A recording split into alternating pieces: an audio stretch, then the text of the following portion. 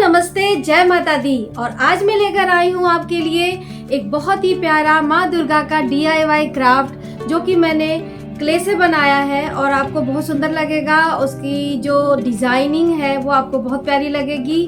और ये देखिए, ये मैंने बनाया है, ये देखिए। आई थिंक आपको बहुत प्यारा लग रहा है क्योंकि मुझे भी लग रहा है। तो प्लीज़ आप मेरे पूरे वीडियो को देखिए कि ये मैंने कैसे बनाया है और कैसे पेंट किया है, कैसे इसकी डिज़ाइनिंग की है।